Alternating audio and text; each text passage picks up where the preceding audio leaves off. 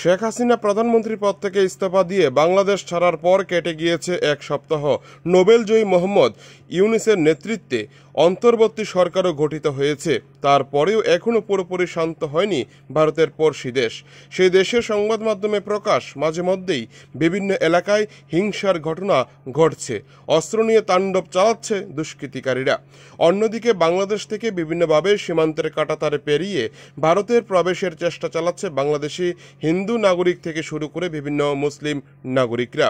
সীমান্তে ইতিমধ্যেই ভারত সরকার ব্যাপক নিরাপত্তা বাড়িয়েছে। তার মাঝেও ভারতের সীমান্তরক্ষী বাহিনী চোখে ফাঁকি দিয়ে দালালের হাত ধরে ত্রিপুরায় পাড়ি জমাচ্ছে বাংলাদেশি মুসলিম।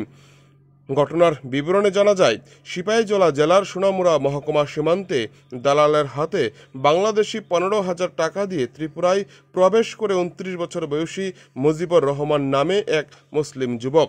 জানা যায় তার বাড়ি বাংলাদেশের চাঁদপুর জেলার হাজীগঞ্জ এলাকার ডলিয়া বেলুগুর রাজাপুর গ্রামে। সোমবার রাত 11টা নাগাদ দালাল বাংলাদেশি মুসলিম যুবককে সীমান্ত পার করে বিলোনিয়া দিয়ে ত্রিপুরায় প্রবেশ করিয়ে দেয়। পরবর্তী সময় তাকে উদয়পুরের যাত্রীবাহী বাসে উঠিয়ে দেওয়া হয়। পরে মাতার বাড়িতে নেমে মঙ্গলবার সকালে অটোরিক্সা করে উদয়পুর রেল স্টেশনে চলে আসে। তদন্তক্রমে জানা গিয়েছে, ত্রিপুরা থেকে রেলের মাধ্যমে ভারতের মুম্বাই শহরে পাড়ি জমানোর কথা ছিল তার। সেখানে গিয়ে নিজের ভরণ পোষণ চালানোর জন্য ভিক্ষে করার জন্য মনস্থির করেছে বাংলাদেশি মুসলিম যুবক। কিন্তু উদয়পুর রেল স্টেশনে আসা মাত্রই রেল পুলিশের সন্দেহ দানা বাঁধে তার চলাচলের উপর। মুহূর্তের মধ্যেই তাকে জিজ্ঞাসাবাদ করে গ্রেপ্তার করে নেওয়া হয়। পরবর্তী সময় বিএসএফের সীমান্তরক্ষী বাহিনী মুহূর্তের মধ্যে চলে আসে উদয়পুর রেল স্টেশন এবং তাকে গ্রেপ্তার করে। কিভাবে সীমান্ত পার হয়ে ত্রিপুরায় প্রবেশ করেছে সেই বিষয়ে জিজ্ঞাসাবাদ চালিয়েছে তারা। কিন্তু প্রশ্ন হচ্ছে, কিভাবে সীমান্তরক্ষী বাহিনীর চোখে ফাঁকি দিয়ে ত্রিপুরায় প্রবেশ করছে বাংলাদেশি নাগরিকরা? যদি এইভাবে ত্রিপুরায় প্রবেশ করতে থাকে বাংলাদেশি নাগরিক, তাহলে একটা সময় ত্রিপুরা সহ গোটা ভারতের জন্য এক সমস্যার কাঁটা হয়ে দাঁড়াবে দেশের নিরাপত্তার সামনে। বাংলাদেশি নাগরিক গ্রেপ্তার হওয়ার ঘটনায় ব্যাপক চাঞ্চল্য সৃষ্টি হয় পুলিশের মধ্যে।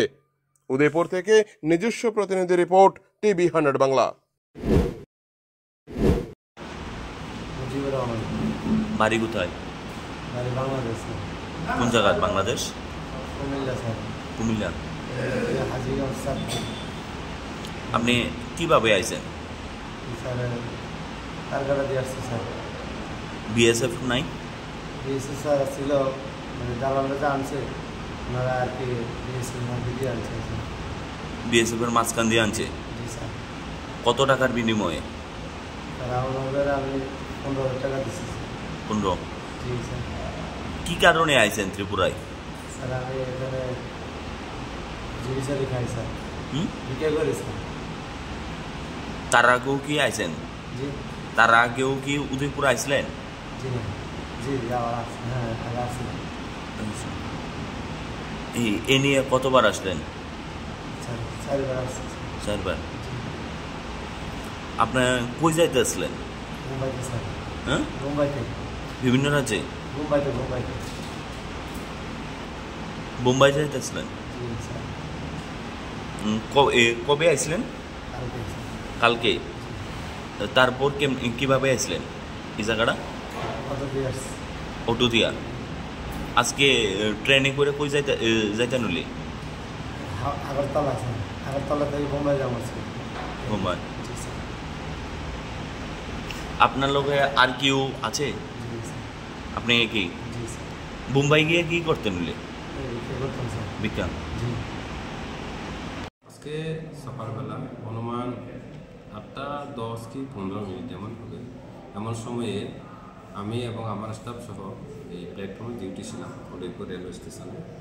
তো এখানে নিচে একটা দোকান ছিল প্ল্যাটফর্মের ভিতরে, ওই দোকানের পাশে ওই ঘোরাফেরা করতেছে। তখন আমরা সাসপেক্ট করলাম, তো সন্দেহজনক ওনাকে নাম জিজ্ঞেস করলাম। উনি নিজে খুব স্বীকার গেছে, আমি বাংলাদেশে এই বিলোনিয়া থেকে আসছি, মুম্বাই না মুম্বাই যাবে বলছে। তো ওনার কাছে আমরা চেক করে দেখলাম কিছু বিদেশি টাকা আছে এবং কিছু একটা আধার কার্ড পাওয়া গেছে, সেই মুম্বাইয়ের অ্যাড্রেস। তারপর আরও ডিটেন করলাম, পরে লাস্টে বলছে বিলোনিয়া দিয়ে বাংলাদেশ বর্ডার ক্রস করেছে, বাংলাদেশ বর্ডার ক্রস করেছে।